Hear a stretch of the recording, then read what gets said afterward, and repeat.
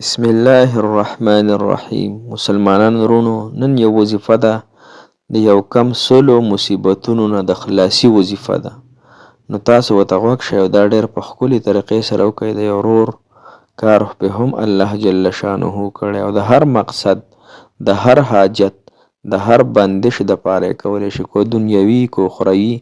خو د زړه په سترګو به یې کوئ. انشاءالله وظیفې به تاسو ډېرې کړي، خو دا ډېره بهترینه وظیفه ده، ډېره جامعه وظیفه ده. رسول الله صلی الله علیه وسلم عوف بن مالک رضی الله تعالی عنه ته ورکړې وه. غوږ ورته کښېږدئ مسلمانانو ورونو. د یو کم سلو مصیبتونو د خلاصي او مقصد حاصلولو دپاره ازمایښلې نسخه نبی اکرم صلی الله علیه وسلم عوف بن مالک رضی الله تعالی عنه ته مصیبت نه د خلاصي او هر مقصد حاصلولو دپاره دا تلقین فرمایلی و چې په کثرت سره دا الفاظ وایه.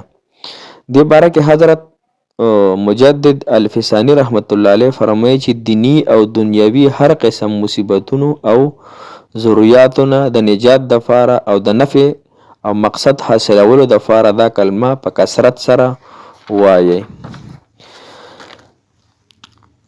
دا ډېره مجرب عمل دی او د دې کثرت مقدار حضرت مجدد الفسانی رحمت الله علیه دا ښودلی دی. یعنی کثرت یعنی څونه به یو انسان وی، نو دا به روزانه 500 ځله وی، 500 پیرې به روزانه دا کلمه وی او مخکې او وروسته به ترې سل پیرې مخکې او سل پیرې وروسته درود شریف وی او بیا به د خپل مقصد دپاره د الله جل شانه نه هغه دعا غواړي.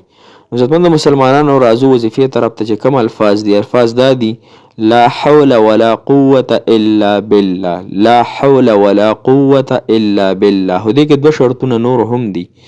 یو پکې دا چې دا په اوداسه کې وایي، بغیر اوداسه نه به دا وظیفه خپل مقصد نه پوره کوي. دویم دا چې تاسو کله دا وظیفه کوئ نو په یوازې والي کې به یې کوئ، د چا مخ کې به یې نه کوئ، ماشومانو مخ کې به یې نه کوئ. دې وظیفې دوران کې به خبرې نه کوئ. دا وظیفه بیا الله خپل اثر ښکاره کوي. دا ډېره بهترینه او جامعه وظیفه ده. الله مو خوشحاله او باد ساته. دا وظیفه د خپلو مقاصدو د خپلو ضرورتو دپاره راونیسئ.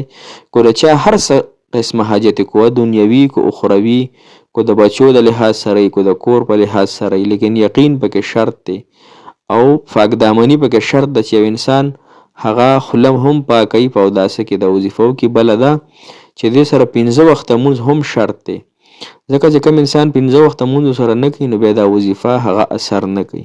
کم انسان په ګناهونو کې اخته دا وظیفه بیا اثر نه کوي. نو چې موږ څونه د ګناهونو نه ځان ساتو نو دا وظیفه په هغومره اثر کوي. ډېر خلک وظیفې ډېرې زیاتې کوي خو اثر نه لري، ځکه د هغې اصل مقصد دا دی چې هغه په صحیح طریقې سره نه کوي او هغې سره ګناهونه کوي. الله مو خوشحاله او باد ساته، الله مو کامیاب که، الله ستاسو د زړه حاجتونو او مقصدونه پوره کړي. جزاک الله.